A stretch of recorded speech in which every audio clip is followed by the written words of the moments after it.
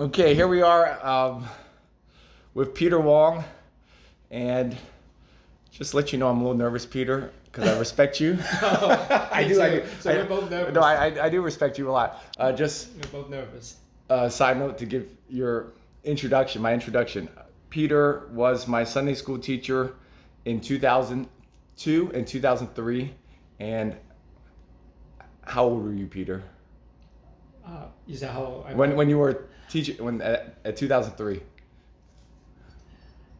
let's see. I can't. Yeah. Testing his math, I guess. Yes. I'm just gonna say, 2002. Let's see. I was. When Corinne was born. Yeah. So, 34. 34. Yeah, 34. Okay, well, I'm 38. Mhm. I thought you were like 38. What year were you born? Yeah, 1965. Yeah, you were 38 Yeah. at 2003. Yeah. Okay. Yeah, I need to. You're 20 years older than me. Okay. So, just ironically, 20 years later, I'm 38, the same position as you, now teaching Sunday school. Mm-hmm. And I thought that was very ironic. But Peter was my Sunday school teacher when I first came back from church. And I just want to share with the audience that Peter is the exact opposite of me. I would say that my mom wanted me to be like Peter. Don't worry. Peter is in my opinion, the opposite of me as a Sunday school teacher. Well polished. I'm off brand. Very, very educated, and I'm a gym teacher. But with that being said, I still admire a lot of things about you, and even though we're so different, we still have the same vision and same values, but you come at it from a different angle. And with that being said, I've always appreciated you because you're my first Sunday school teacher when I came back to church.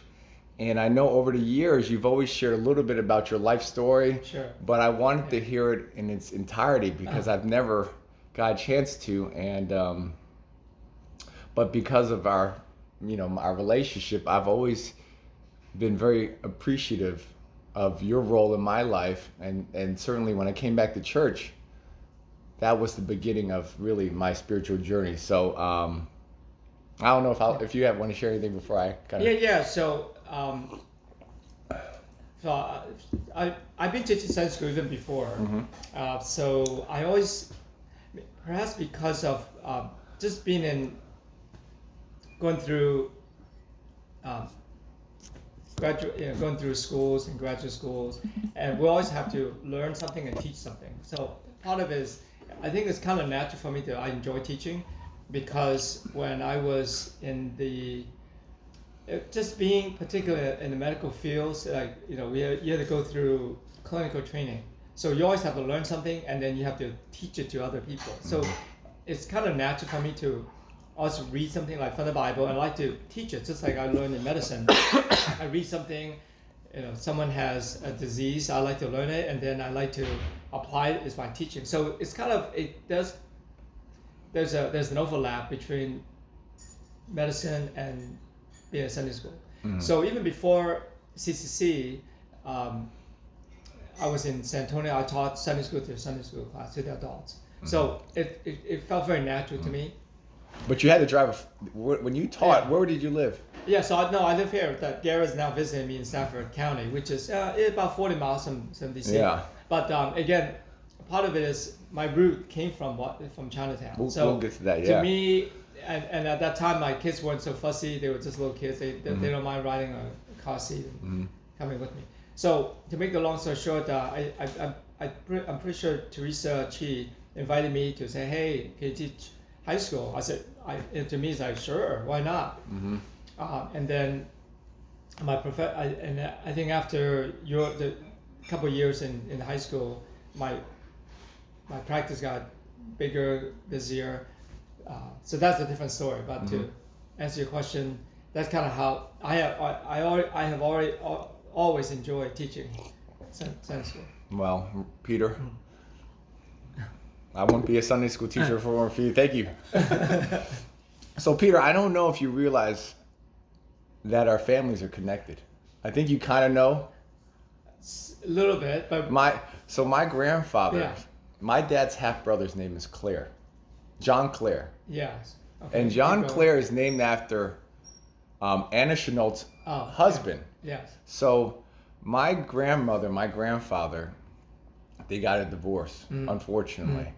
And when my grandfather remarried, he married Cynthia, Okay. and Cynthia's sister's Anna Chenault, which is your mom's boss. Yes. So I guess we could start there. Oh my God. I don't know if you Wow. realize this. So Kind of, but it's very important what you say. And let me tell a quick story, Anna Chenault, just before. Yes. So this is Peter's boss, a very important woman Yes. who was married to a Yes. General Chenault, Yes. who was in charge of flying Tigers in Korean War. So Anna Chenault was a very You mean wealthy. Japanese, right? Which one? Japanese. Yeah, I guess. I'm sorry. Japanese. Yeah. World War II. So Anna Chenault stored her stuff at my father's house. And my dad got sick and tired of her storing her stuff without giving my dad something. So Yeah, before she right. left, one day she leaves the trunk unopened. My dad opens the trunk and takes the two most expensive things he can find. Yeah. And I sold that for $10,000. Okay. Because it was stuff that was given. I'm glad she left it there. Right? It was given to Anna Chenault's Yeah. husband. Right. Sure. And a lot of Chinese people are into this Chinese history. So Right. that's your mother's boss. Right. So I'll let you start from there. How did you come to America? Wow. That's and even now, it's one of the most incredible stories. And I share that to my colleagues, and I share to Ethan Koren. Yes. So no, so that's sort of the most important route to our history. So we're connected because of your relatives, who's my mom's boss. So I grew up in Hong Kong. All right. And we're in a very poor, humble family. So my mom, who's now 92, will be 93, she is one of the she's a risk taker. I think that's a visionary risk taker. So realizing the limited opportunities in Hong Kong, and at that time there were 4 of us already. So ranging from we're 5 years apart. From oldest Scott, we have Tina, Betty, and me. I'm the youngest, so there are 4 of us. 5 years gap from one end to another end. And so when I was about 6, my mom took a leap of faith. Essentially told my dad and said, and so she was working with, must be with Cynthia. She was working for the sister of Anna Chenault. Okay. And Anna Chenault, someone was living in Hong Kong. That wasn't Anna Chenault. And I think one of the sisters said, hey, listen, my sister, my relative in America is looking for a maid. Can you do it? And she's like, yay, I'm doing it. You don't say no. There's a problem. Yeah, you don't say no. Yeah, and remember, there's 4 kids now. There's one dad who's working full time in a factory, and then she went back to China and picked up her mom and said, hey, listen, I need your help. I need to watch these 4 rascals. Can you do it? And even to this day, my mom gets tearful thinking about my grandma who said, yes, I will do it. Because if she said no, that's history. That's a different history. Well, you might be a gangster. Every time, you say things that are very realistic. So even Hattie, every time I ride public transportation, Hattie, she look at these vendors and said, if you never come to the United States, you'll be probably one of the vendors selling these fruits. Yeah. You'd be hustling. So that's to make the long story short. In fact, Anna Chenault has 2 girls, and one is Cynthia, and yes, one's I Claire. met one of them has a disability. Yes, I met yeah, her. it's so it's that's right. It's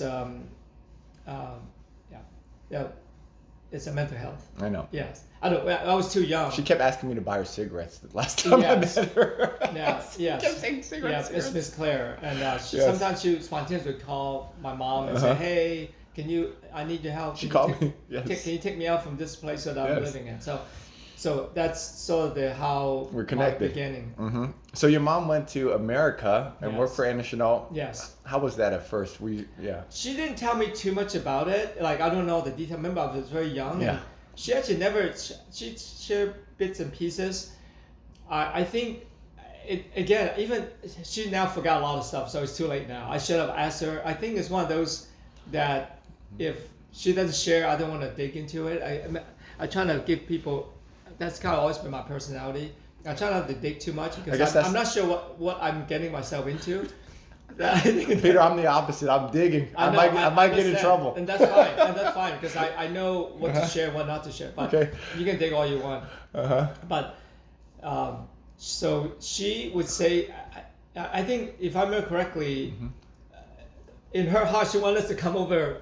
But I think Ernest Chanel has some hesitancy. Of course. Because if you guys come, then what about me? You can only serve one master. Right. So my mom has to find ways. She would go to Chinatown, hang out with these store owners.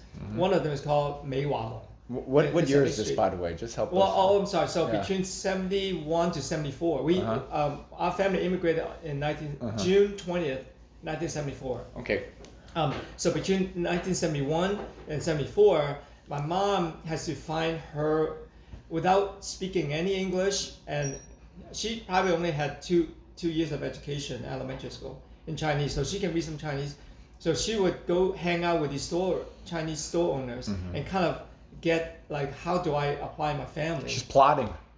She did. Scheming. She did because in fact, I think she had she had to wrestle with Anna of that she's gonna quit or something if you don't let help my family come over. I think at the very end, Anna gave in. She played poker. It's like Esther. Yeah. And with the king. Yes. Yeah, it's perfect. It's bold. Yep. So you kind of get which direction. So yes. There's a lot of leap of faith. Her networking. Her courage, she's only probably 5'1" at that time, so she has this amazing sense of courage, and nothing is too difficult. She went through the Japanese War. She has seen a lot of dead people, and she's been begging for food at that time. So you can't get lower than that. If you could survive at that stage, you can survive in any stage. So I just for people to know. For your mom to be bold with Anna, now Anna is not a dumb woman. She's very smart. Oh my God. And intimidating, correct? Yeah, intimidating. Yeah. So for her to talk to Anna and try to... Somehow she finagled, yes. And so you guys come over. Yes. You said, what, 1974? And I've heard this many times. I love this story. Yes, what was your picture of America when you were in Hong Kong? What did you think America would be like? And I shared out in Roy's Sunday School. I've heard it many times, but it's okay. I love it. And I hate to say it, but I enjoy it. It's good. So, I'm a 8-year-old coming to the United States, and the only thing I know about America is what I watch on TV. I know. It's a little house on the prairie. It's like everything's perfect. Manicure lawn, nice house. 2-level. Anyway, my dream house, dream lawn, and so. Everything started out perfect. Yes. Yeah, we landed in Dallas Airport. We had this gorgeous Cadillac. So you remember this vividly? Cadillac, yes, with a chauffeur. Picked us up, put all our luggage in the big trunk, and drove us from Dallas. Was your dad with you, and you guys all came together? Yeah, we came. So there were 5 of us. Oh, thank you. Hattie has been such a loving, we're gonna keep supportive wife, giving us coffee. She's here too. Yeah, so I still remember. I still remember. I told you the exact date because even my sibling, June 20th. The reason why I remember so clearly, I was so excited. Right, a new beginning. Moving away from our. I'm only imagine is it 300 square feet. I went back. That's tiny. That you mean your 5 people lived in with your grandmother lived in 300 square foot apartment. About 300 square feet apartment in Hong Kong. You must have tried to kill each other. But we were happy. We never like, man, this is so small. We need to get out of this joint. Joint. I think God bless us with happy genes that. Yeah. And actually, one day I went back. By the way, they tore that whole place. Yeah. Right? One day I went back when I was rotating as a medical student. I just went there but I didn't. I went the exact same apartment, but then I was afraid to, knock on the door to freak the guy out. Like, Yeah. hey, guess what? I used to live here. Uh-huh. No, but that door was open. I kind of peeked inside from the outside. It was tiny. You're shocked. So, yeah, it was tiny, dark, gloomy. They didn't put any light in there. So that's how I guess they estimate it was 300 square feet. Just looking for the house. But to make the long story Because when short, you're a kid, everything looks bigger. yeah. I So know. make the long story. So that was the beginning, and then so we went to 6. So that day when we stopped right in Chinatown, I said June 20th, 1974. It will be a day of infamy. I will never forget it. It was good for and the bad. rest of my life. I will Yeah. never forget. And then, Yeah. and I said the word infamy is because we stopped in Chinatown, in front of this. No other words to describe it. An ugly old condo in Chinatown.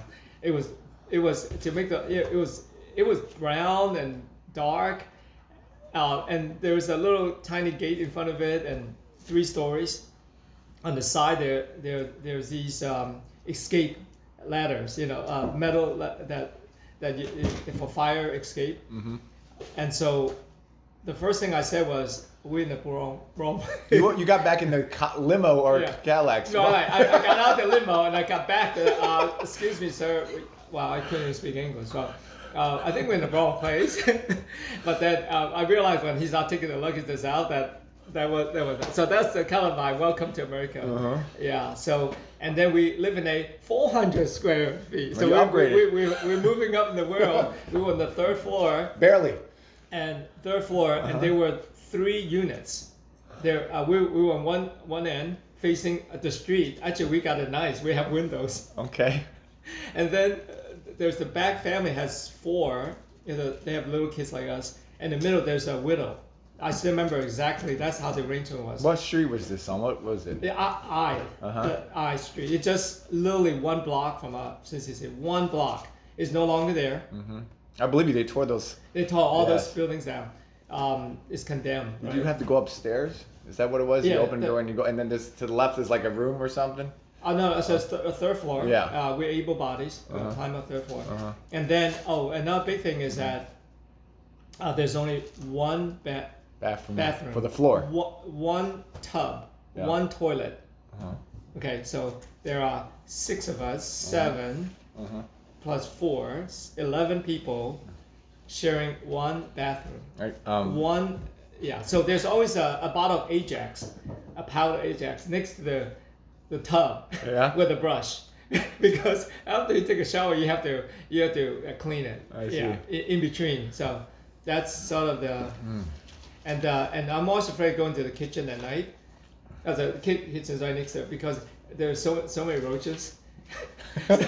so you have to all these roaches fly, hiding. So that's That's your welcome to that's my America. beginning. Welcome to America. Did your mom live there? Yeah. With you? She had to live with Anna Chanel. Yeah, so she comes on the weekend. I see. Yeah, on the weekend. Yeah. Yes. How did your siblings and your dad feel? Were they like, yay, or were they like, oh God? I think we still we were still excited. Yeah. It was still an improvement from where we were. Sure. And we still sense that it's the American dream that if we willing to work hard, we can make this happen. So tell me, now you come to America, did you fit in right away? Were you Yeah. having a hard time? Did you get in trouble? Were you a natural student? Yeah, so You went to Thompson. yeah, so Thompson. Oh, Yes. I remember everything about it. Yes. I think one of my blessings and gift is that I'm a assimilator. Okay. I can adapt. You can put me anywhere, and somehow I found a way to adapt. And I made friends immediately because I think naturally I enjoy, like, I still remember there was this in the playground. I would play tags, and there's this I don't know how to describe it. It's kind of like a metal box with all these it's like a metal thing that you can climb on, and so we would be playing tags, running around in this playground, and somehow immediately I would have friends because just from playing. Were there other Chinese people there?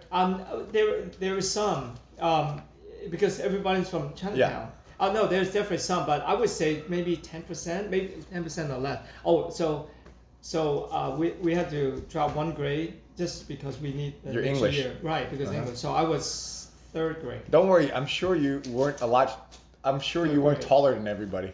You probably fit in terms of your size. But again, this is no racial thing, but I was the only. I'm pretty sure I was the only Chinese there. That's fine. I believe a lot of people have that story. So I walked in and it's all blacks, all African American. You know, so that's, and even then, I was kind of afraid, but I worked out. I mean, I weren't physically harmed or anything, but the other rough part of being in Thompson. But interestingly, actually, we actually didn't get really bullied. You know, we actually fit over. Was Juanita well. there? Huh? Was Juanita Chan there? Maybe a little bit later. I don't remember, but maybe later. Yeah. She was there a long time. Yeah, I think she came later. And in fact, growing up, we were actually bullied not so much from blacks, but actually from some of the Chinese immigrants, other Chinese immigrants. That's a whole separate story. Okay, so you fit in. How did you feel growing up in Chinatown? Did you run around? Were you a wild kid? Yeah, Did your parents were on top of you? Yeah. Well, first of all, both my parents have to make the ends meet, so we hardly see them. Is that a good thing for you, or were you happy about that? I think we're just naive. Yeah. That's good. I think we're just naive. My dad had to work 6.5 days, typical in Chinatown restaurant, and he got picked on, and go wash the dishes, But you had to start at the bottom. Subway. Was your dad? Yeah. Like, let me ask you a question. Was he preparing himself to come to America? Was he learning how to be a chef, or did he had to start from the bottom? No. I think no, because I think it's preparing like, okay, it's expected. You come, you work in a restaurant. Yeah. He was bringing all these photo albums. Yeah. I'm the youngest. Yeah. But he really started. You can take some pictures later. Start from the bottom. No, he became a chef, but you start from the lowest. Wash dishes, mop the floor. Yeah. And so he, And you know what? Let me ask you a question. Yeah. I also heard that if you weren't Toisan, you were picked on. Even Cantonese people had to learn Toisan a little bit. Yeah, I wouldn't doubt that. Again, I think my parents are kind of quiet. They probably didn't want to scare us. But my dad, that's a separate story. He died from COPD, lung disease. I think part of it from previous smoking. I think you talked a little bit about you shared about his conversion. Is that true? Yes. That's a great. But we can come to that later. Yeah, we'll talk about sharing with sharing. But I think everybody we're just hard workers. I think that's what it is. We just mind business. You work hard and just stay focused. I think that's sort of the mentality. Did you copy that from your parents? Did you know that? In a way, yes, because they were our inspirations. Because we know they work hard. So just that alone said, they work hard for our future, and we can dwell on that. Do you feel that because you knew that you were more driven than the other kids? Yeah. I think that's So I am. I mean, I think I got it from my mom because it's like nothing's impossible. And I think and you're gonna ask me about my hobbies. I don't know what it is. Life to me is always interesting. Everything I see is like I can do it. That's a blessing and a curse. That's kind of a blessing and a curse. No, right? it's great. Yeah, because everything I see, like I'm just always mesmerized. Whether it's a virtual violinist playing on stage, I look at that and say, that's awesome. I wish I could do that. I'm going to do this. Peter, I just want to let you know it is a really important thing for a kid to dream. Yeah. And the problem with a lot of the kids who have low self-esteem, they never believe. So it's not a curse, in my opinion. Yeah. I think that's why I keep dreaming. Even though I'm 38, I always dream. I dream more than most people. Maybe you're the same way. You believe. You weren't here today, Garrett, with spending your time with me and coming out, because ultimately we do like iron rubbing against iron. We can grow with each other, and God allows a relationship for us to grow and put us on earth to learn from each other. So anything else that from that childhood that it was interesting to you or special? Because I don't really know enough. Oh, so I think that. Oh yeah, let me ask you. You told me a story. Yeah. I love the story. So maybe you can talk about other things. But I like the story when you said you and your friends enjoyed bike riding. Yes. So, Tell me about that and how you made your bike. Thank you. Those are really the highlights, and hopefully they'll bring encouragement. Yeah. So, and even Howard, who was my best man, Howard Huey. Yes, he's older than remember, me. so we were the Chinese mini gang. Yeah. Because we would all ride bike. So Howard would ride with you? No. Oh, you were a little naughty. Yeah. So we just So we go get in trouble. We would like we have these other condemned buildings next to us, so we would throw bricks and break the rest of the windows. You're having fun. Yeah. So there were these buildings, and then we would go. Yeah. We have our own little bikes, like BMX bikes, and then we would see these fancy sport cars and with those nice those tires, Rims? screws. No. Okay. The look to cover your tires.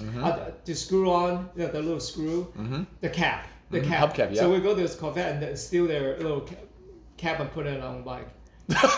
Right? You sound like the people that I yell at, that I judge today. Yes. You were one of those kids. Yes. So Wow. I was the ringleader. That's good. And then we would ride bike everywhere. I rode all the way to Wilson High School. That's uphill. That makes you vomit on Wisconsin Avenue. Yes, from No gears. Chinatown. No gears, right? No, no gear, because back then that would be a luxury to have gear. That's a hard ride. Everybody dream about 10-speed bikes because of gear, but no, just one. But it was fun. Yeah, I can never imagine let my kid riding on DC Street from Chinatown to Wisconsin to Wilson High School. I mean, I can't even imagine. How I old did were you? That. So When you were being a naughty boy. 8 to 11. So That's a good ride for a little kid. Yeah, between 8 to 11. Yeah. I do that as an adult. That's that's hard, but for you all with a little bike. with no GPS and fooling around, that's about like 8 miles maybe. I think That's probably an hour we and don't 30 really think minutes. about it, and we just kind of like, let's go. Yeah. And we'll ride because there's a place across called Sears. Back then, Sears was like the Mecca. Everybody go to Sears. They went out of business. Yes, they are there. So we ride to Sears to buy things. And actually, one of my friend, believe it or not, actually I never stole anything, but one of my friends did. You told me you stole hubcaps. Well, I'm sorry. I stole inside a department store. Oh, okay. I still remember that was a traumatic experience. That one of I never stole in department store, but some of them did, and one of them got caught. It was, and he got in big trouble. The security got him. They called the parents on him. So I think from that on we realized no more stealing. Back then, stealing was bad. Now everyone steals. I don't know if you realize this. You're right. It's so natural to. Yeah. I tell you what. Just a side note. I can't believe even the most adorable girls in my Sunday school. They used to go to CVS and steal expensive things like $50. I can't believe it, but anyway. So you were afraid to not steal. Yeah, I think certain life experiences changes, and I would say, Corinne had my jeans too. She stole? Well, she stole bubble gum. Oh, that's okay. I did too. I said, yeah. So because she kept telling us, Daddy, I want to buy bubble gum. Yeah. I said, no, you're not gonna get no bubble gum. She came home on her hand with a bubble gum. I by the way, just interrupt. Yeah. I did the same thing. And you know why? You know why I had to steal bubble gum? I had to. You know why? Because my dad's a dentist, and he never let me have any candy. So for me, this is the only opportunity. Right. And I remember we took Corinne back. She was probably 2.5, 3. Oh, okay. We took her back to CVS and said, and we walked in and told the manager, say, hey, it's Corinne. She want to apologize. Wow. And of course they meant, oh, sweetie, that's okay. You wanted him to yell at her a little bit. Right. Scare her. And then I said, hey, listen, who's the manager? And I said, so it's okay. And I say, okay, here's my daughter Corinne. She'll have something to show you. And she got like, bubble gum. I said, yeah. Well, we went home, we saw it, and we were sorry. She wanted to say something. Sorry. That's a good father. That's a good father. So anyway, I remember. So you rode bikes. Now tell me, I remember, sir. You told me you made your own bike. Oh, you have the best memory in the world. Do you not remember this? Well, I probably did Sunday school, right? Because one thing about Sunday school, and I like stories. Yeah. So the whole point is that even when I teach Sunday school, I'm not the type that just head knowledge. Yeah, yeah. You know, everything that I teach, I always think to make the Bible alive, God is alive. I always think, what does this mean to me? What does that mean? And so I'm pretty sure I share this, and I still. You told me you're proud of we that. were poor, Yeah. and my parents said, no, it's not even a conversation to buy a bike. That's not. So again, I told you we ride bike everywhere. So my friends would say, hey, let's go to Georgetown. There's a place called the Big Wheel Bike in Georgetown. I don't know if they're still there. There's a bike store near. It's got Big Wheel. Near the bridge. I don't know if that's where it is. Anyway, it's along M Street, and we would go there and scout out their dumpster. Yeah. So of course, they would throw away things that are not. So we would go to the dumpster and pick up parts and build. I built my own bike. It was the most ugly bike. Then we have, it's so fancy. It have all the stickers. It had 2 mirrors on so that I can see. Where. Yeah. How old were you? Again, between 8 to 11, because we moved. Oh no. Okay. So no. 8. Yeah. So no. Oh. So between I was probably around 10. Because we moved to the suburb, Alexandria, around age 13. Because that's very impressive, in my opinion, for a 10-year-old to be able to build a bike. Yeah, I built a bike from scratch. Great. With no YouTube. No. Just I don't think it's the most complex thing in the world. You have a chain. You have the pedals. You have the wheels. So it wasn't the most complex and handlebars. So it's like a puzzle. You just put it all together. Well, I'll tell you what. But they don't look. I'll tell you what. Those pieces didn't quite fit because you told me it didn't ride that fast. Yes. So and it was a happens. Yeah. So and the chain would fall off, but then I learned how to adjust it so that the chain wouldn't fall off the bike. Well, you know what? All that poverty made you smart. Yeah. God has a reason. You told me also, which is more impressive than Wilson actually. You told me you rode to Mount Vernon in that bad bike. So Mount Vernon, which is the Mount Vernon Trail. Right. Not only that, we like racing. I mean, the whole point is that we need to race. That's your guys. Yeah, that's it. And I raced too. Yeah, and then and I didn't get very far because it's not built. It wasn't built correctly. But still, we had a good time. We went on Mount Vernon. That was probably the longest. At least that's about 15, 17, 18 miles from Chinatown. Probably, yeah. So that's the longest I rode. And back, that's a 35-mile trip on a crappy bike. Yeah, on a pretty much. But you're no proud. Gear. Yeah, no gear. Just one. Because I will let you know, I know that trail. The last part of Mount Vernon is all uphill. Yeah. So I think I just did one time though. I learned my lesson. You don't do it again. I learned my lesson, but I did it. I love. By the way, I love riding bikes. I ride to that trail, and I ride the W&OD trail. Right. Oh, I gave my bike to Stephen Wong. By the way. Okay, good. I got 2 bikes. I gave the red one after that bike ride that you started. Okay. Yeah. So anything else that was interesting? So you started going to church too. Whose idea was this? Oh, it was your forced? No. It's the outreach program, and so you definitely continue the legacy. Yeah. So because of the need, so 4 of us came not speaking one word of English. Okay. Well, I'm a little exaggerating there, but you probably know a few curse words from TV. Few curse words. That's right. That's what they learn. So Debbie Sham, and you don't know her. No. Ruth Chan's sister. Okay. Daniel Chan's aunt. Her name is Debbie Sham. She was a librarian at the Library of I kind of know she was. So, Shirley told me she was her big friend, like a sister to her. Right. Yeah. So Helen, not Moy. Helen, Wong. Helen Wong. Helen Wong. Okay. Helen Wong. She was my first Sunday school teacher.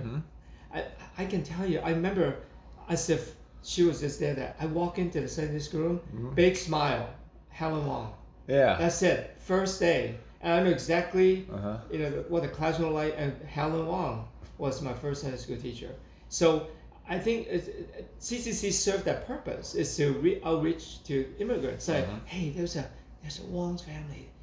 They look like they need help. They need a lot of help. And Teresa was there. Texas was there.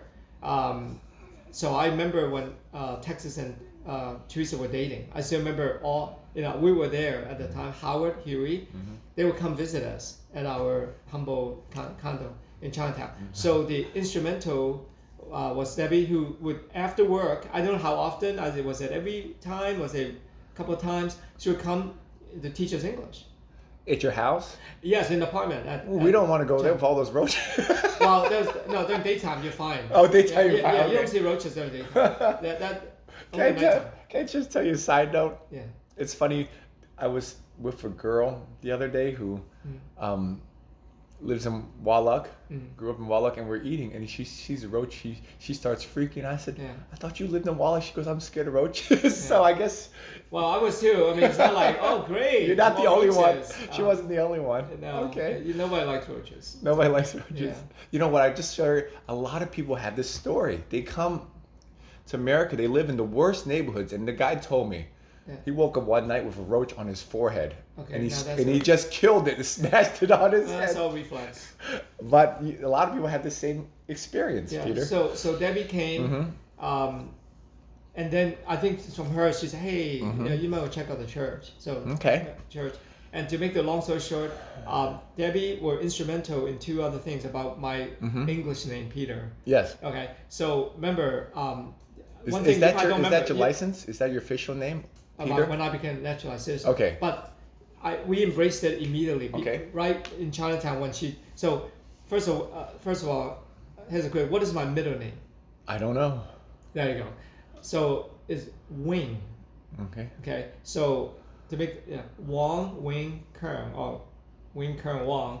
So having been called Wing Wong wasn't very Wing Wong. In school, you telling me in school that's ammunition. So there you go. So here I'm going to Thompson and hey, this is Wing. Here's Wong. His last name is Wong. So you can imagine what's all day long. All day. Wing Wong, Wing Wong. And, Ching Chong Ding Dong. Yeah. All the Peter, whole can I tell you a time. side note? Yeah. I can't. It's a lot in common. Actually, one of the girls I love. Yeah. Her name was Yi Hong, and I said to her, "You got to get an American name." And we voted in Sunday school, so it's so funny. Yeah. I helped the teacher English. I taught her driving. Also, we gave her an American name, and now she kind of accepts it. Yeah. I'm surprised you had the same experience. No, same. And so I think Debbie said, I think you guys need. It's going to be a little tough. American English name. And then all of us and immediately, I don't know what it is. Maybe I read a book or watched TV. I'm a Peter. You're Peter. Yeah, we have a Scott, we have a Tina, we have a Betty. And then from then on at school, what's your name? No, Peter. That helps. Peter. And then, you're Peter. Even though they see it on the roster, they go, Right. "What?" It's not even there, Oh, it's right? not. So even though, they say, but we said, I'm Peter. And everybody, it's okay, you're Peter then. So Debbie connected to your church. Yes. And is that where you met Howard? I mean, who were the Yes. other people instrumental in making you feel connected? Yeah, I call them the big ones. There's so many. Yeah. And in fact, during Howard's anniversary, I can go on and on. Linda Wong was there. She was the superintendent. And then we have James Leung and Ida. I don't know, do you see, they were there. Jim, people call him Jim. Yeah, ex-CIAs. He was the Sunday school music director. And all the songs he taught us, I still remember every single one. Well, you are a good student. Well, music. Okay, music is for some people. It's easier to remember. Like music can flow in your brain. And actually, with all these contemporary music now, yes, they're good. They're very rhythmic, nice sound. But I hardly remember a couple of words from them because they're so complex. But that Jesus loves me. I know. All the simple tunes that is still. And they rhyme. Yeah, seek ye first the kingdom of God. Fruits of the Spirit. These are all in the song, and they're all biblical. So it's easy for memory if you know songs. So how did you feel going? So this is like 10 years old. Were you receptive to the church right away, or were you a little bit of a naughty boy? Well, it's a transition. Yeah. Free. Talk about that. Food. We were so poor. Listen. Even back then, you had to charge lunch. Have I used up all your memory? No, we're good. Oh, just to tell you. So friends and I can tell you. We pay for lunch now. $2 now.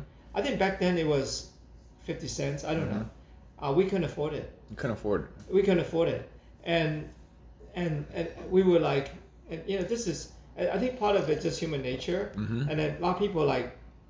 I wouldn't have lunch because I don't have 50 cents. And people come up to me at church and say, "Hey, why don't you get lunch?" And I'm not hungry. Mm-hmm. You're a little prideful. You don't want. Yeah. Well, it's like, what are you gonna say? A little kid say, "Excuse me, can I have some money?" Can I have some money? I can afford it. Yeah. It's shameful. Yes. And same thing with as I look back, I think it really kind of helped me. But then of course, like my parents wouldn't give us money. They don't have that much money. They're not gonna give me.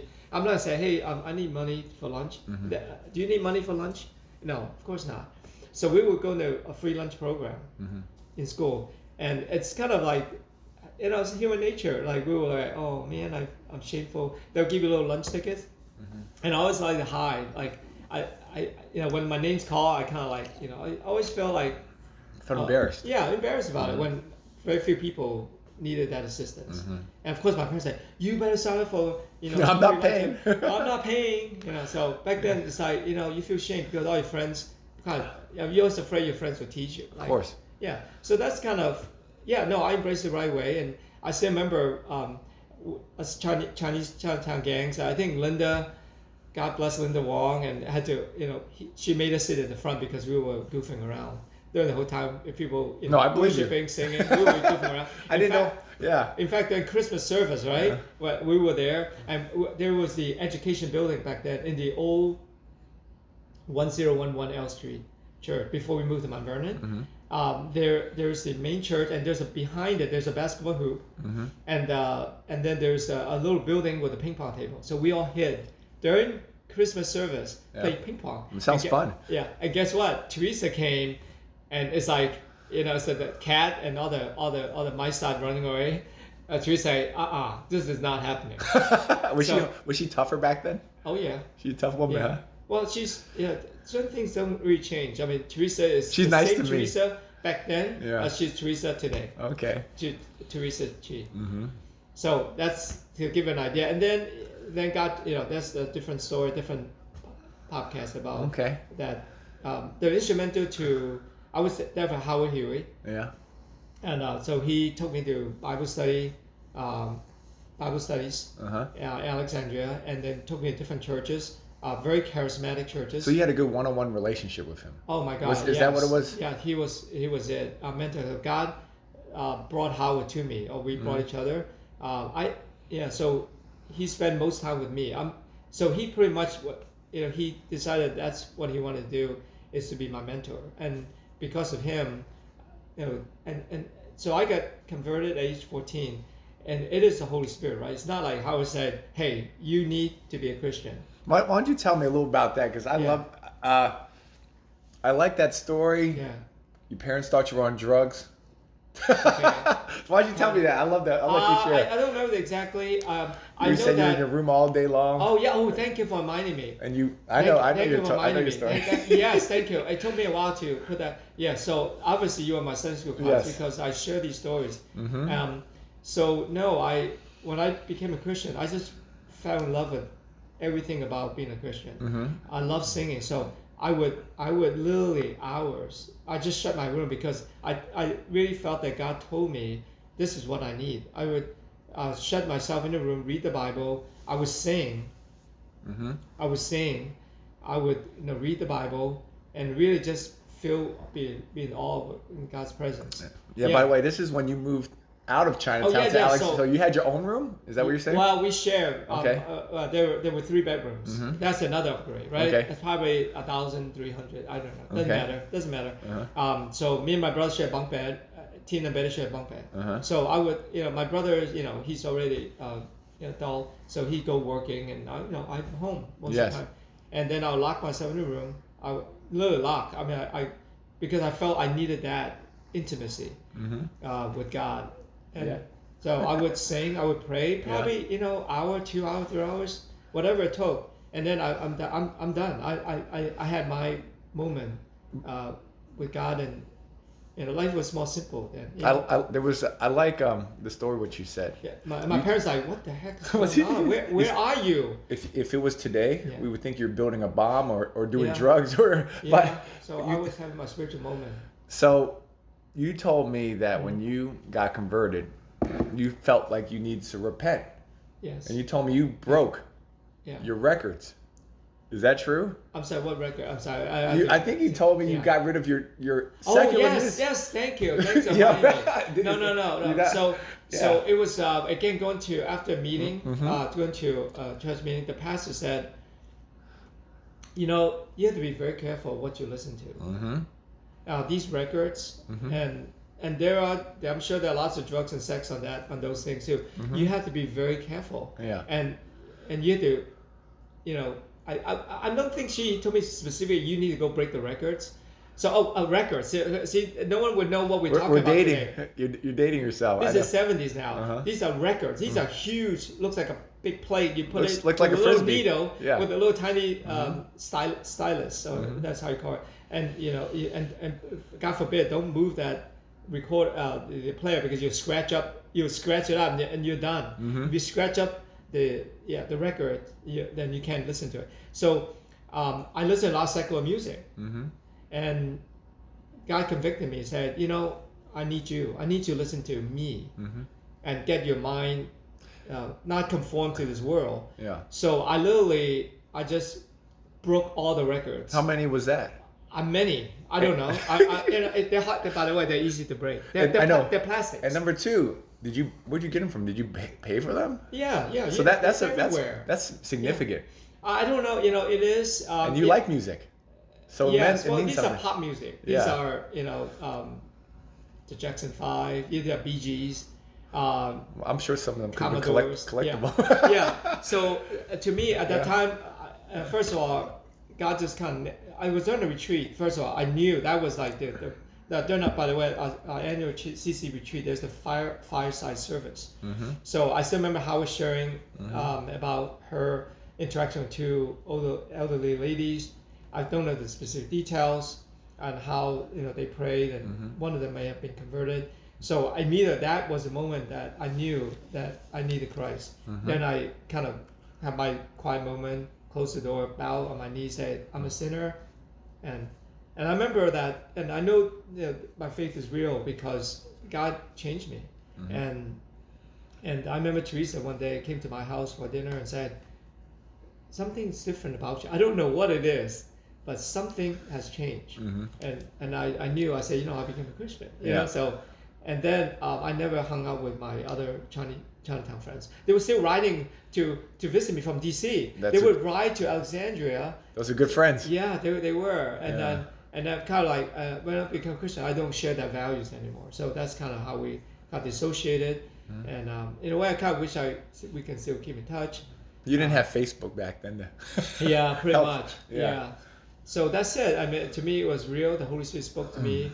And I needed, my time with the Lord. So I guess you're thriving at this point. You're a good student. Yeah. Like everything is on the uptrend. Am I correct? So again, this is God's grace. This is His purpose. So I was never a strong student. So maybe it's my background. I mean, I can blame, I can blame my parents. I can blame my situation. I can blame Uncle Sam. I don't know. I can blame Hong. I don't know. I can blame anybody. But I knew, being in medicine, I was 5 years old, and I think it's God putting me these little flashes. I said, that's what I want to be. You want to be a doctor at 5? At least 5. I knew it. I knew that's what I want to be. But it's like all people, right? The little kids, I want to be an astronaut. I want to be a fireman. I want to be president. Yeah, I want to be president of the United States. So just because you think about it doesn't mean you can do it. And certainly my grades were, I don't even remember. The fact that I don't remember what my grades were. No, really, I don't remember. But one thing I do remember, Garrett, is when I became a Christian. Yes. My mind opened up. I believe it. I would just say I became more intelligent. No, that's true. Maybe I can put it. I didn't start to read until I became a Christian too, because Yeah. I wanted to be a better person. Yeah.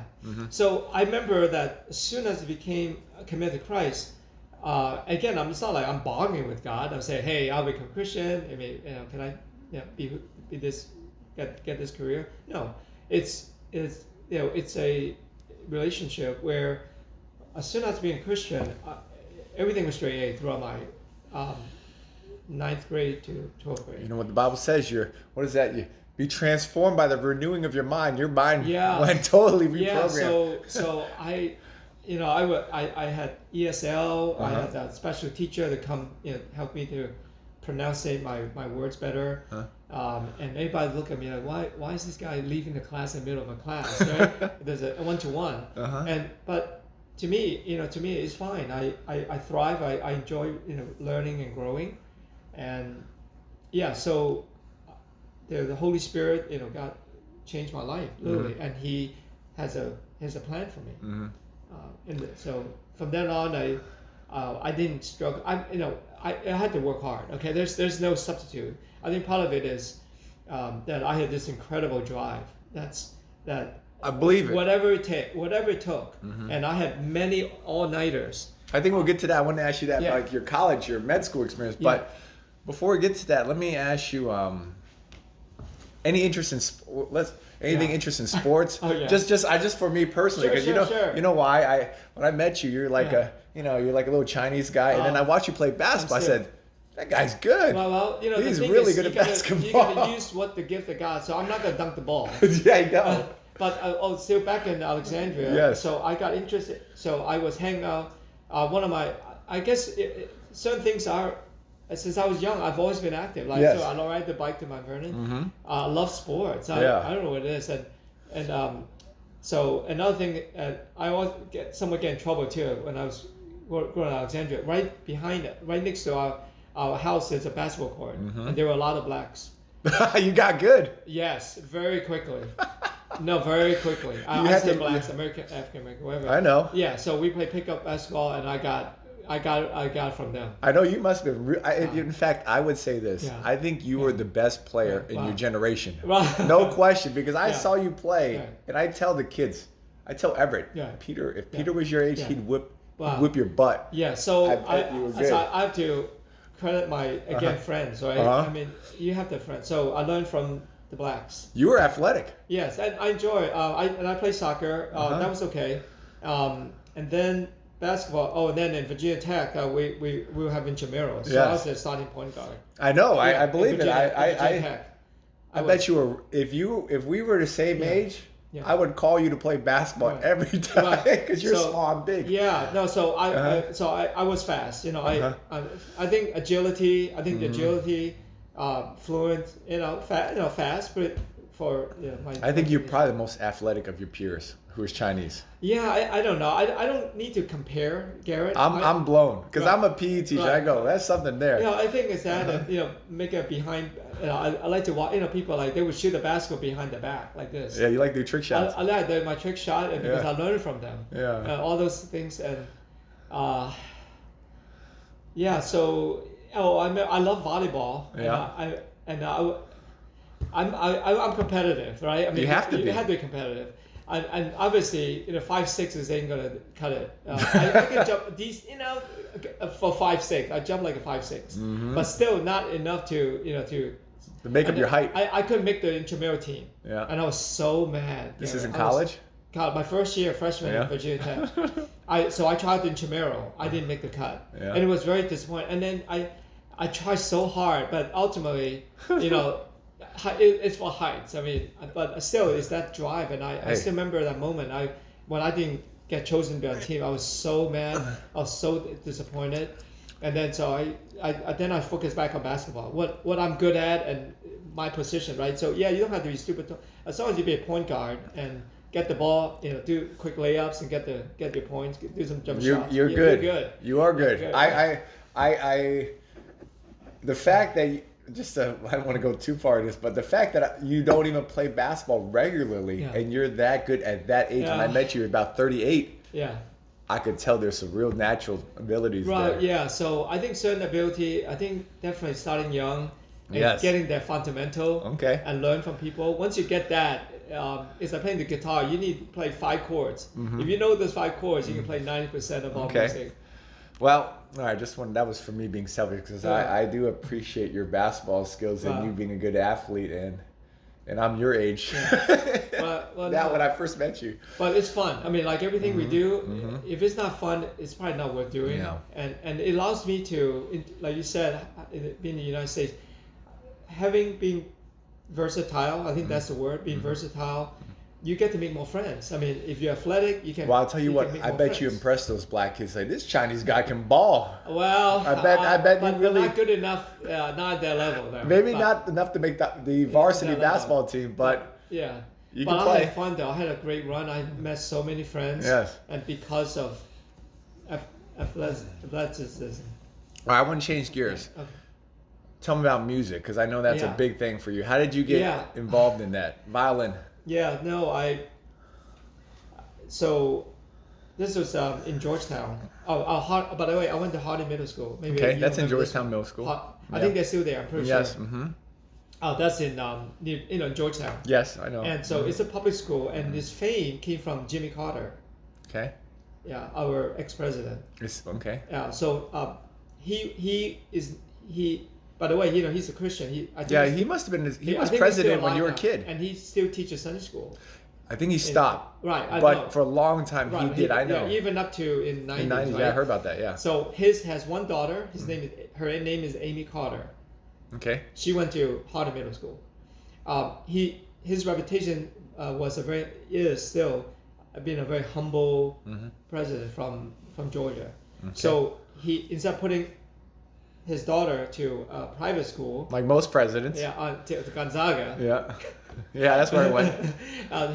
he put her in Hardy, Uh-huh. and she was in my Spanish class. Wow. Okay. I don't remember much about her. Did she she was have a Secret redhead. Service? Oh, absolutely. Everywhere. Even when I go to the men's bathroom, there's Secret Service. Yeah. Just to make sure that you don't have a high bomb there or something. Uh huh. Yeah, so at that time, I saw a little girl holding a violin case, shape of a violin. Around the time, middle school, I haven't even heard of violin before.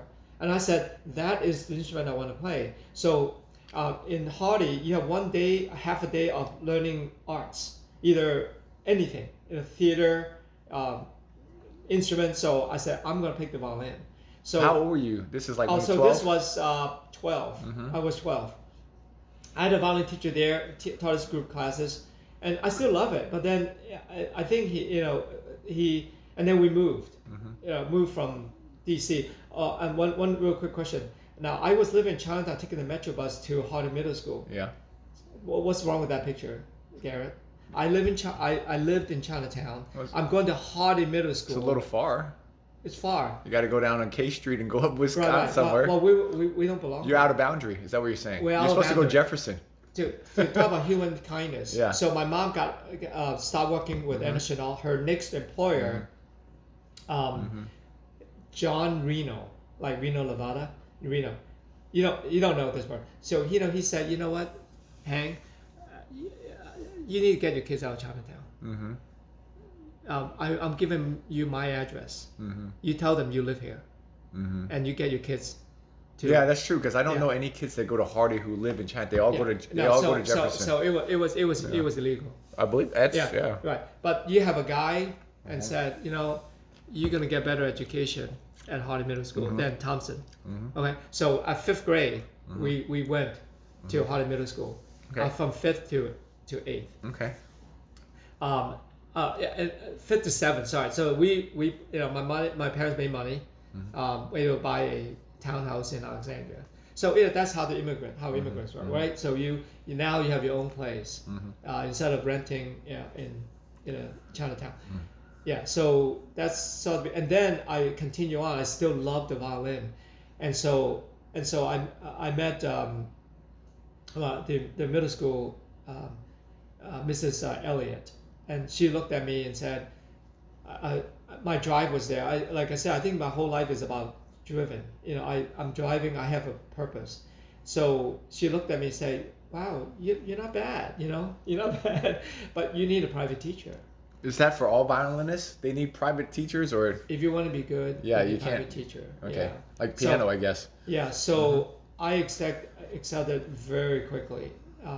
Is that a hard instrument? I hear it's hard. I don't know anything about music. Well, like I said, it all depends on, everything's all relative. Okay, Right. Everything's relative, but it is hard because it's not a natural position. Yes. So you pronate. You have to you can rotate your shoulder and your elbow inward. That's not natural. Yes. So natural is this. Yeah.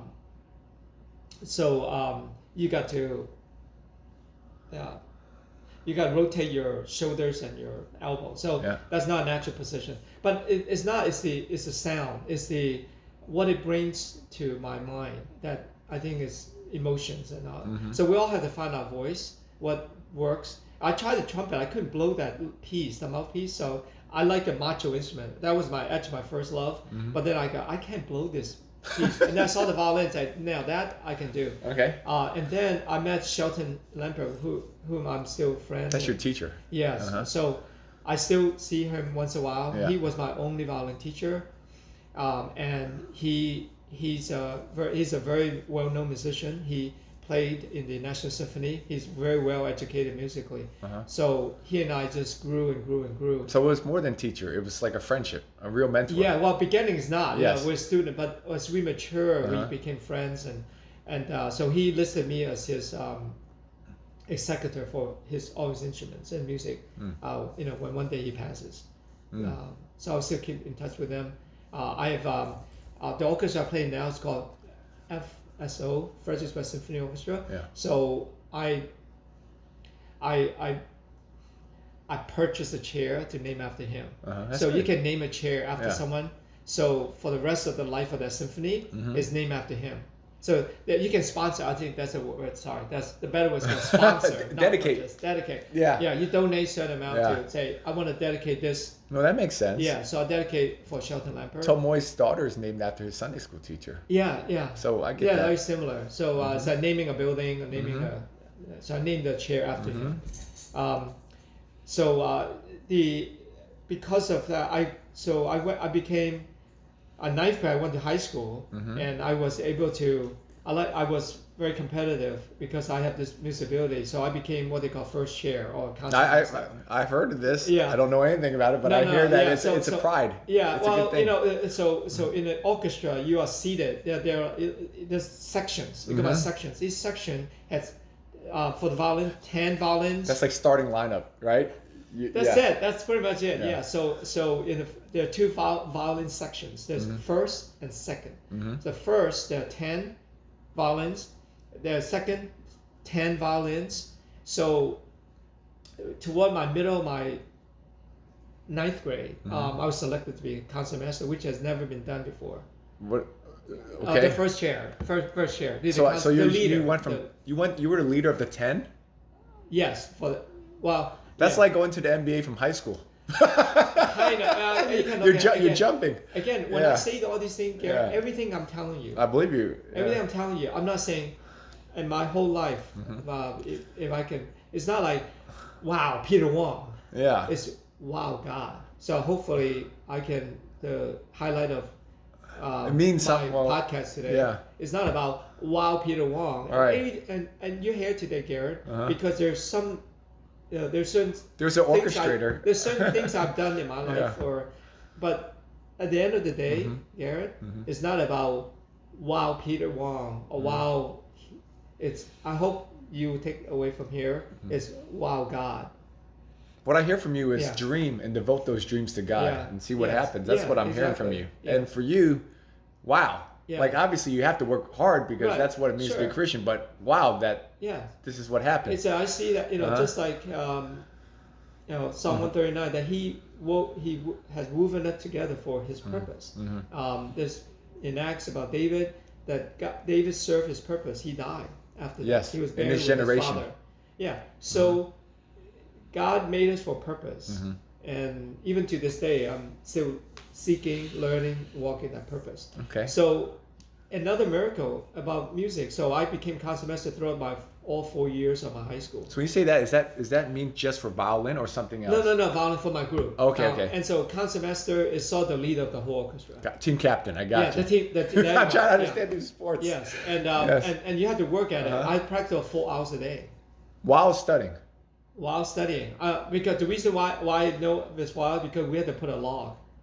And that's a lot of hours. So you can tell I don't sleep very much. We will get to that later because I know during med school you mastered that. Well, I think it's passion, is having having the relentless Peter, spirit. I don't know, by the way, how you look so good for not sleeping, because they say not That's why I sleeping need to is slow aging. down. Yeah, It's the number one cause. That too. That's, But yeah, so you worked your A word off yeah. as a student Yes. and as a musician. Well, I think part of it, I don't want to say musician because I love doing it. So Yeah. it is back to the very basic philosophy that if you love what you do, It's not work. yeah, it's not, yes. Yeah, I know. Yeah. So yeah. it really, it works that way for me. Actually, Yeah. side note, I agree with that. That's actually why I became a gym teacher. Yeah. Because someone said, if you love your job, you'll never Yeah. work a day in your life. Yeah. And one of the things I was afraid of was that when I became a PE teacher, I wouldn't want to hang out with kids on the weekend. Because I thought maybe I'll get sick and tired. But I go to work Yeah. all day long, and then I go to gym, Yeah. and then I still spend all the time with the kids. So I hear you. Yeah. It's not work. Yeah, so Yeah. no, I lots of all-nighters. I have to work hard. I mean, In high school, well, yeah. you were so- doing all-nighters in high school. Well, that's one thing. Yeah, so I try not to think. Maybe about, that's why you're not taller. Yeah, You should yeah. shape enough. right. I mean, I like a vitamin D, calcium, vitamin D. Yeah. But my mom actually, she every time she talked to my kids, encouraged them, said, "Now your dad. Every time I go see him, he's always studying. You know, Yes. like once you go to bed, I'm still studying. I believe well, it. It's there's no free lunch. Uh-huh. So it means something throughout my whole life because everything. Again, I can say, yeah, I work hard, so I should be. Look at me, right? No, I mean, God has a purpose. I can work hard all I want. If that ain't God, what His will is, He put me here today, right now, for a reason. I tell you what. Let me just say something on my reflection. I didn't realize how dumb I was till I asked people. Said, "You mean you're not staying up as late as me studying?" And no one else studied like me. And I realized I had to study so hard just to fit in. And I guess you were the same way. But you probably did, you know. Well, it worked for me, you know.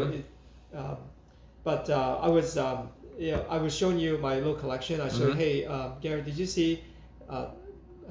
That's Henry Winkler, you know, the guy with the leather jacket, the Okay. Fonzie. Yes. You know, he also has a powerful testimony. So he's very famous. He did this Happy Days. That's but- beyond my beyond. time. It's like I don't even watch today's show. I don't know if you name one right now. What the sitcom is, I have no idea. Yeah, I get you. But that is very famous. You know, he's a cool dude. He's a cool guy. He's the leader of his. What's his name in the show? It's got the Fonz. That's what I thought. That's what you. Yeah, I always hear that. Hey, Fonzie. Hey, Yeah. he's a cool guy. You know what? Oh, by the way, he came to my orchestra to perform. He narrated. You know, and then we played Peter and the Wolf. That must have been the highlight of your. Well, one of the highlights. So that's why I have a picture of him. So he Yeah. signed my his he autographed his picture. But his story is this: he was always called stupid. So he found out at age 31 that he struggled in school. They finally someone told him, you know what? Sorry to tell you, but you have dyslexia. That's what I figured. Something like that. Yeah. Right. And then the whole time, but he is tremendously successful. But that's not his gift. You know, his reading and writing is not his gift. And he couldn't make an impact through that. But he made impact with what God has given him Gotcha. in an incredible way. So that's a side note that, you know, we can look back and say, I wish I could be this, wish I could be that. But ultimately, you know, this is where faith comes in. That God needs to use you with what you have and how to glorify Him, right? So let me fast forward a little bit, just because there's so many things to talk about. When did you realize your dreams of becoming a doctor? How did that happen? Going through med school and a graduate, was that your undergrad? Was that your whole plan? I'm going through med school track. And how did that work? Yeah. Because you go to UVA for undergrad, you went to Virginia Tech. Right. Yeah. Right. No, I think I'm a dreamer. Yeah. And I'm tenacious. Along the way, I need my God to help me through this. Of course. I can't do it by myself. But no, like I told you, I was 5, and when God gave me this ability to study, essentially, it's not I wouldn't say a natural ability. So in other words, I don't have to study. Because I don't have to study. I don't know many athletes who can sit down and study. It's hard. It's like if you're active, it's hard for those people to sit down. So again, it's a God's blessing that allows me. I think my humble beginning, and maybe it's not, there's a dream that I want to pursue, and how to prioritize that. Yeah. That's all a gift. But no, I had to study very hard, and that, to me, that's fine. That's all consistent with my own background. Nothing was given to me, and I had to earn it, and that's okay.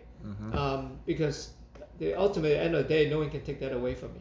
That I had to work for it. No, I believe you, and I'm proud. I'm proud of being a PE teacher because I tried my best, and I go, Mom. Yeah. It's not like I felt like I'm a gym teacher because I was lazy. No, I tried my best, and I feel this is best for me. Yes, I think for anybody, everybody, at the end of the day, are you giving your best in what you do and make an impact? Whether again, I think that a lot of us do place certain value with what's successful Or profession. Right. So I think it boils down to, come on, let's be realistic. So if you have money, then you're successful. If you don't have money, you're not successful. So that is the humanistic. Yeah. And that's something that we all need to grow and learn. How you define success has to be a little bit broader. Right. So there is maybe it's cultural, that it's a way, it's dangerous, and that we hooked up success as money, possessions. I'll tell you what, one way I define success is how well the kids I mentor do. That's how I define success, one of the many ways. So that's not a normal way. But I hear you. We can't just look at net worth, because if you're rich and you're an asshole, no one cares about you, right? Yeah, absolutely. Like, what good is that? So anyway, so you med school, how does that work? Well, very, very hard. Yeah, so actually undergraduate is even worse, because you have to get that, you got to get over the hump, get to be accepted. You got to get to core curriculum, then you got to get So I like science. I went to chemistry. I was very blessed with good teachers. I took organic chemistry as a junior, which is never heard of. That's a college course, organic chemistry. Is a junior in what? In high school. High school. Yeah. So I did regular chemistry. So you did 4 hours chemistry and organic chemistry by the time I was a junior. So you never slept. Yeah, but again, I had a good. He was a PhD in chemistry. You had 4 hours of orchestra. Yeah. Then you went organic chemistry. Yeah, organic chemistry. So the teacher, I can tell you, I think really is about. I had some of the greatest teachers, and because I think I call them great. Everyone have their own definition. Well, to you, that's all that matters. Yeah, all that matters. So because if it wasn't for them, I wouldn't be interested in doing what I'm doing. Yeah. So they led me to my goal to do this. So great chemistry teacher. So I said, well, you had to pick a major. So I have a great chemistry teacher. I like chemistry. Well, you could have been a pharmacist like your wife. Well, that's a different, But you went med school. Yeah, but pharmacy, we won't go there. But it's more secluded. It fits Hattie's personality. You like to be with people, I guess. Yeah, you want so to treat you people. interact, man. You go. My talk. father has a master's in chemistry, Yeah. and you know what he said? He worked in lab. He says, "I'm going to go insane because no one talks." So he went back. Right, you're in the lab, right? And so he wanted to become a dentist because it's more social. Yeah. So, but you need. It's good. You have the background. You have the science background, and a lot of things we learn. So no, I had a lot of all-nighters. I don't know, maybe once a week, maybe at least one, maybe two. Did you drink coffee? No, you asked really all the really. So I cannot tolerate coffee. So how do you stay up? Mountain Dew. You must have had a headache from a caffeine addiction. Mountain Dew. So that's it. I guess I have I did 32 ounces. Let me tell you a little trick I discovered. So for me, I if I want to stay awake, I can read if I'm in a splits, because you're always uncomfortable. Yeah. Or standing up. But those were my ways of trying to stay focused. But and again, God bless me with the good genes that I can do it. Yeah. And then we all brag, all the high achieving students were like, hey, I stay up, so nice for finals. But I think it does help, because I think, if I remember, you're fresh, right? You study all night. There's a point of you memorize all this, and then you feel guilty, like, oh man, I should study a little bit more and study from those study guides. So anyway, when I do it again, no. I don't look back and say, I wish I've done that again. There's probably a better way of doing it, but the most important thing is you learn to drive. Am I correct? I think it's a drive. Again, so I get good grades, but it wasn't like, oh, I don't really study. I just sit back, relax. Yeah. So my question, let me take a side detour. when you went to med school, did you know what kind of doctor you wanted to be? Yeah, again, just great question. No, again, mentor. So this is why I want to ask you about our friend, Yes. Dr. Roy, Yes. who some probably thought you were his son. Yeah. Well, Because you had the same name. I'm honored. Yeah. In fact, 3 days ago, Yeah. he called me. Yes. Oh, hi, Roy. And he go, oh, sorry, I called the wrong Peter. So, yeah. So, because I called him recently. Yes. And so he got it in his phone. Uh-huh. So in a way, I've kind of, it's a called the blessing wrong in Peter. disguise because Roy means the world to me. Of course. So I was again around middle school. Yeah. When my grades were doing Yeah. pretty good, and so I knew that there's a chance. So everybody knows Roy. Tell you what, Roy's my mentor too. Yeah. But I wasn't able to become a GI doctor. No. But Well, was that why that relationship Yeah, we steered have you? a very close. Tell me about that relationship. We have two things. Yeah. Not only is he my educational, Uh-huh. but my spiritual. Yes. Big time. Mhm. We can. So bottom line is at church during lunchtime. Mhm. Yeah. I say, hey Roy, I want to be a doctor. This is how old? I was about 14. 14? Yeah, in middle school. He's sizing you up. Okay, Yeah. tell me He more. said, I want to be a doctor. So he said, yeah, sure. Of course, yeah. But that's sort of the beginning. And then as I got to college, even high school. So high school now, I said, Roy, Roy gave me the opportunity to work for him. I worked for him about 4 years. In high school. Yes, 4 years. I work in his lab. So you went to Walter Reed. Yes. So outside the Walter Reed, there's Wow. a research lab. Let me ask you a question. Did you have a car? No. So So you ask. You ask. So you're in ask all the Alexandria. questions. You got to commute to Wilson, basically. Yes. Do violin. Tacoma Park. Co- I took the metro. I'm sorry, apologies. He's not there. He's on Georgia Avenue. That's Right, where Georgia the Avenue, Walter. right. That's far. Well, that's at the And closest subway. that's also ghetto. Actually, it wasn't the too green- bad. I walk about a mile from. So- I walk about a mile from the. So you Tacoma. go there. You're doing violin and Yeah. studying and interning. Yes. No wonder you didn't sleep. Yes. And then you but- lived in Alexandria. Yeah, You should have just slept. It's all God, right? So more think of how I do that. I have no idea. So, and then Roy sometimes would drop me off to the subway I station. bet you slept on that metro. Maybe, yeah, but no, not really. I'm young like you. I yeah, would sleep. no. I'm tired. Yeah, I guess I'm another. Let's say I have a lot of energy. But, I knew it's critical, and so when I do research, I'll go watch him see patients. Mm-hmm. I'll watch him do procedures. Was this unusual for your age? I thought most people would be a little older, like an internist. Right. Yeah. So You were like a young. little kid. So I'm like a little prodigy. Yeah. For medicine. So this is unusual. Yeah, it's very unusual. He's being nice to you. Yes. So he knew that's what I needed, and by the time I finished. I was unpaid the first 2 years, and then he found some money for me. So that was nice. He found Roy, some money. Roy's good at writing grants. Probably he got. Yeah, he he got a got grant. sent me some money. Yeah. And then he, you went to his retirement party. You know his accomplishment. All I know is I was standing in the presence of greatness. I didn't know what that meant, but he's a very humble. Roy is very humble, but he had hundreds of publications, maybe thousands. I have his. I underestimate you. I have his.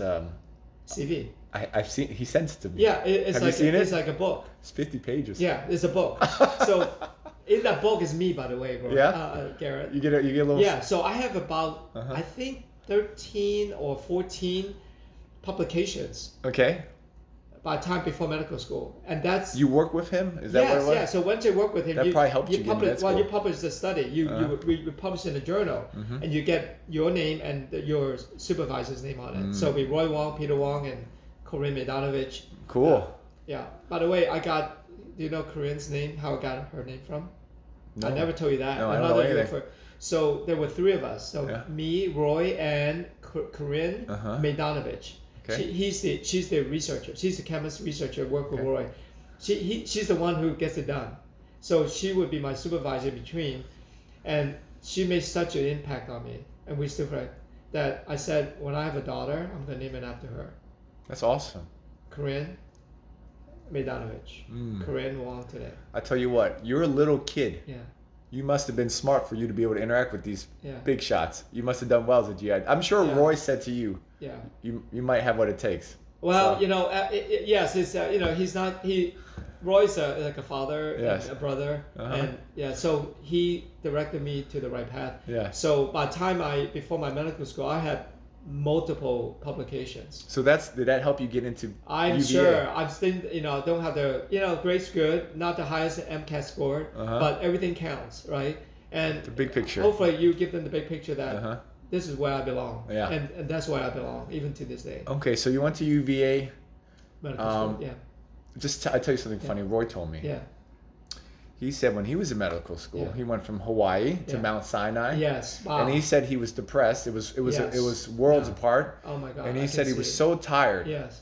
when he would drive in a stick shift. Yeah. Oh. He'd yes. fall asleep at every Yes. every I stoplight, believe and it. then they wake up and you drive again. Well, you fall that's why asleep. things have changed today too. You don't want to But have an people- accident. Right. Right. So But you have, back then it's a weakness. You see, if you don't work as hard as what they tell you, it's kind of old school. of course, it's And it's even my- rite of passage. But right now it's a different generation. If anything happened, those people get sued. Fired Sue and fired. because Right. they don't want to fall asleep during the operation. Right, I'm sure. Right. And then you say, hey, who's the supervisor? Who did this? Why are they making you do? Yeah, but back then it's old school. I believe it's like, it.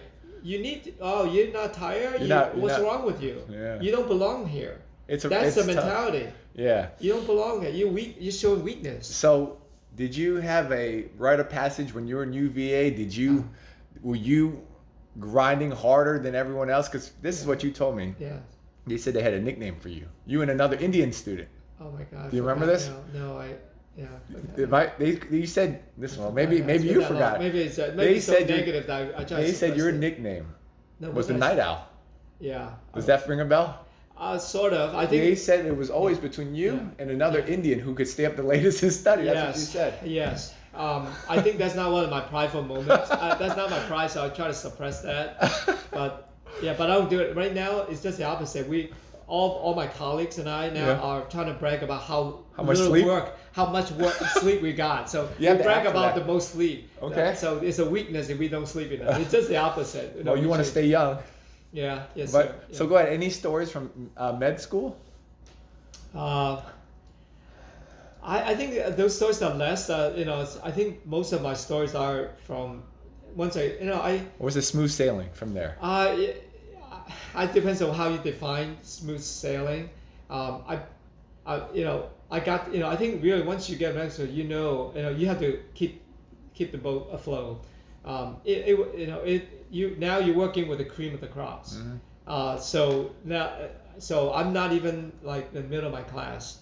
I'm probably so it's class rank. So there are 120 of us. Okay. And these are Smart people. These are the cream of the crops. Mhm. So I would say a lot of them are Ivy Leaguers. Yeah. Yeah. So these are, but it's okay. But Don't worry, you got Roy in your corner. I was at the top of my class at Yeah. Virginia Tech, but Uh-huh. not in medical school. Sure. You'll be lucky. I'm below. I'm being frank. I'm probably below, and I'm below. Do you my know middle. Roy says he was a bad student too? Yeah. He says that. Well, it's a whole different world. It doesn't mean everything. Yeah. There's class ranking. Well, no, but it's a different world now because Mm-hmm. we all are doing literally picking the profession. We're here to take care of people. We're here to, to take care for our community. So it's different. So we're not here to compete against each other. Mm-hmm. But unfortunately, the certain specialty you still have to be very top. Like again, not to belittle any.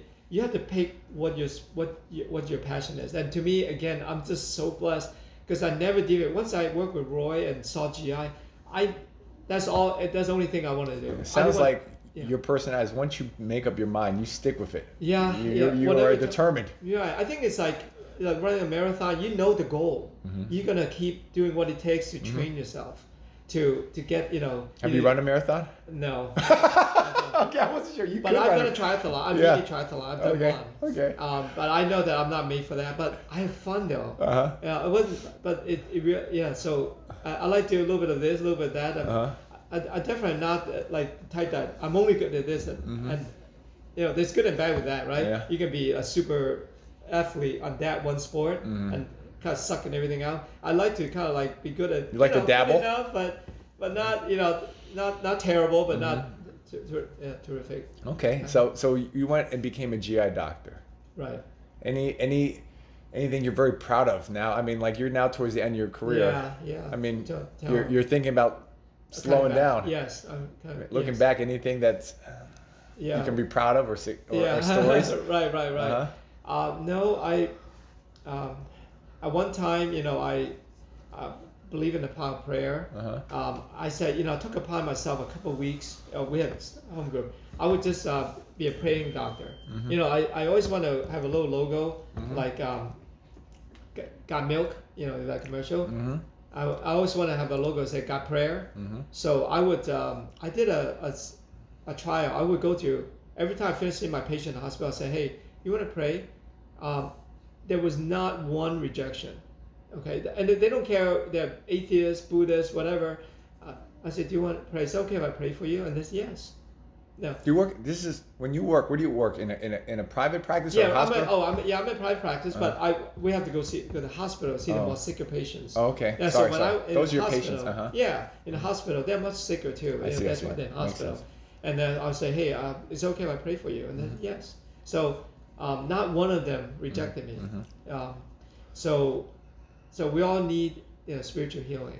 We need to lift up our and there was one young guy with pancreatic cancer, very young, probably I think 40, and he has, and pancreatic cancer is very deadly. Once you have it, only 10% chance you'll survive. Live beyond your disease, because most time it's beyond surgery. That's what you need. Surgery. Stage 3 or 4. They're advanced stages. So there was a young person. I shared the gospel. I still remember.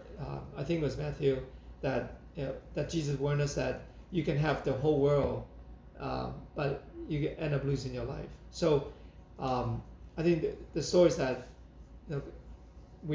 our spiritual walk remains a priority, that we can have the whole world, but ultimately, what's it worth if you lose your life? Yeah. Well, let me ask a question because the time this conversation. I hope I won't go any, but I think we went like an hour. Oh I want to ask 2 questions. I want to ask one more. Because I could go to your military. I could ask you about your marriage. I could ask you about your kids. But just to leave it up to you, is there anything you want to say that maybe for anybody who's listening that I didn't talk about that you wanted to share? Yeah, I think it's I think I kind of try to highlight the whole visit is that thank you, Garrett, for coming to spend your time, drive all the way this terrible 95, so we can continue our friendship, our growth, our relationship. So learn from each other. I think my whole life it's all really about God, and today's not about all these journeys that I've been through. That it's a miracle. So I shared about the miracles during Sunday school. This is one of my miracles, that a poor Chinese boy in Hong Kong and in Chinatown is not supposed to have a position of having a good education, be able to fulfill the dream of being a physician, because that takes a lot of things need to happen. So all these things God allowed me to do, all these hobbies I have, but ultimately I think my take-home message, and I get to meet my wife, that's a whole separate story. Just put Hattie on the map. I wasn't supposed to go to San Antonio. I wanted to be a GI doctor, but after my residency, which the 3 years of residency after medical school, I want to be a GI doctor, but it's impossible. What kind of doctor? GI doctor. Oh, GI doctor. Yeah, that was impossible. To get into the fellowship, it's called fellowship. The training is called fellowship. Right away, it's never heard of.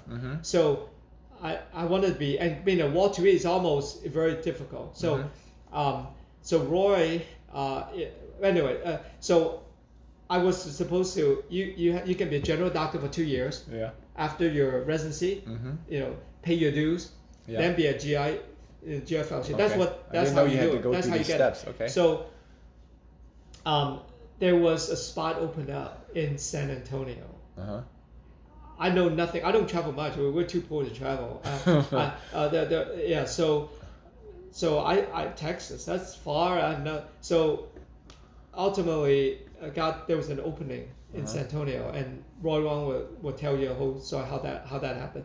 I was so excited that when I got a call that I was going to go to San Antonio, I was like Martha. I was like Mary Magdalene when Jesus, when Peter got rescued from the prison. She was so excited she forgot to open the door for Peter. Remember that story? You talking about Acts? Yeah, I was so excited. I literally hung up on the person who gave me the position. I was so excited.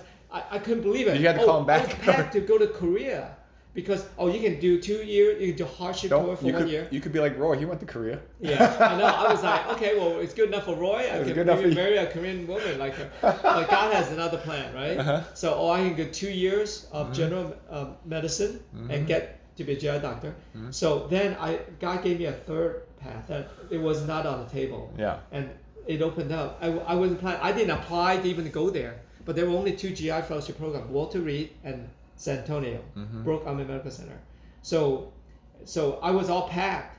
In a month, I would go to Korea, and I don't know where they're gonna put me, but anyway, to make the long story short, so all these things are God, had put this in my path, and so and now Hattie and I still at church, and Hattie's able to use her Chinese language talent and her love for the Lord to. She's a translator. Right, use that. She's very good. She's gifted with language to speak Mandarin. So the summary is that everything that I've discussed today is not all about me. It's all about God's blessings and His will for me, and I'm excited that as I pray my next stage of my life to where is He going to lead me, and hopefully I'll be like you, Garrett, that I'll continue to touch lives, and my goal is I want to lead someone to Christ just like Howard Huey led me to Christ. And so that'll be my goal, to go to the next stage of my life, to share God's blessing and to know it's not that whenever people see or interact with me, they're not saying Peter Wong, they say, wow, there's something great. I hear you. That makes sense. Yeah. So that's my they want people to look at you, go, how? Yeah. That doesn't add up. It doesn't make go, sense. That's The because God. Chinatown gangster. Yeah. That doesn't. Yeah. It's a miracle for me. All right, maybe my last question, I'll end it here, is it's funny. In some ways, I'm in your shoes now that you were 20 years ago. You were teaching Sunday school 20 years ago. You're 38. I'm 38 now teaching Sunday school, trying to have my first kid. Almost similar, except you're a physician and I'm a teacher. Any advice for me in ministry or just anything you think or? Yeah. Well, God's gonna have, His plan. You're gonna have to juggle some stuff. Sure, of course. And give up things. Probably. There's something you have to, because God's gonna lead you to doing something next, and you're gonna be a leader for your family. And I can tell you, looking back, everyone's gonna be different. And when you feel God's blessing, you're gonna want to use that to help you be a stronger dad. So one of my blessings that I don't know what it is. I enjoy certain provision. I don't know what it is. There's certain pet thing. I love watching my kids eat. My children. No, I feel the same way. I don't know what it is. Something about them eating. Yeah. And I like when they're hungry and they get full. I like to watch them. Yeah. I don't know what it is, and I every time I feed them, I see them eat and see how hungry they are. Yeah. It gives me joy. To provide. Yeah, the provision. No, so one of the things I share this real quick with you. Right. I have 2 girls I've kind of mentored really closely, and then we work out at the gym. Yeah. And then we go eat. So I try to trick them to go to exercise, because when they think exercise, they should always know I'm going to feed them. Yeah. And when I go to the buffet and I see how much they eat, I get so pleased to say, "Oh, I'm providing for them." Yeah. And, I hear you. Joy. Yes. So God's blessed us to have 2 children, and to just give me that joy of be able to provide for them. It's the most joy. So. As your next journey, you've been very gracious in providing for others, and so you're gonna shift that focus and how to balance it. So, and I think our church has been selfish. We love your service, and we maybe even take it for granted that we enjoy. You're talking about me. You. When you said service, I was thinking about church service. You're talking about me. Your service for the church. Okay. So you're going to provide, you're going to be providing that, shift some of your focus to and discover. Don't worry, I got a plan, Yeah. a transition plan as I guide the kids to replace me. Yeah. For the time being, Gotcha. I believe that. You're replaceable, but we're gonna. Well, I like transition, and hopefully as I slow down, I'm gonna help participate and do some ministry. All right. Well, I guess we'll end it there. But Yeah. Peter, one thing I will say, as I listen to you, maybe I can tell why you're successful, and part of it is because you have a good memory. Yeah. Well, And memory means that you remember where you came from, which creates gratitude. That's kind of what I'm hearing. Is that true? Yeah, I think so. And praying for me is very important because it reminds me. It gives me that pause. Pause is very important. And when you remember where you came from, you go, "It's all you, God," and you're also sentimental. So this allows for you to fill your heart, I think, with joy. Yeah. Which and also maybe makes you look young. Yeah. Well, hopefully keep doing God's work, and that He will continue to use me. I just want to share it. I saw a picture of you. I sent it to you from Mrs. Chan. Yeah. I go, "Oh my God. Yeah. How come Peter looks the same? 40 years ago, this guy is not. You need to sell skincare products." How did you get that picture? Miss Chan sent it to me. So Peter, I think that's the secret. Why did she give it to you? We were just looking, and I think the secret to your success is having fun, giving it to God, and trusting Him. I'm thinking that's working hard. Good. I still remember that moment. There was it's almost like life is like it's stood still at that moment. Yeah. So one day the teacher invited me. Yeah. Because I was working at Walter Reed my first year. Is this in high school, or is it college? No. I was in my uniform. Yeah. So when is that? No, that was right. That was in That was in 92, 93. So you're like 27, 26. Yeah, that's right. I remember when I got my first job. I just got out of I was at Walter Reed. My first job. Got out of my medical school. Yeah, so right around 26. I wanted to say, hey, can you come talk to us? We need a success story for these kids. Yeah, and then I remember just sharing, saying, listen, I was here. Yeah. And it was nice to look good and look handsome. Yes. Right, you wanna that's You're in your military uniform. Yeah, life is about inspiring other people. That's right. Yeah, life's about doing that. And it's not about me. Again, you wanna give an image, but and say, listen, you can do this. Hey, I was in your shoes. Yeah. If you want, you can be in this shoes. You can wear uniform wherever department in military. You can do it. Yeah, you can do this. Yeah. So life is about encouraging other people. Well, I want to end with that and say that you remember Sunday school with Helen smiling. I remember that you were always very kind and loving, and that has been part of my story. And that's why every time I say Corinne, I always say to Corinne, "You listen to your father. He's a good man." Well,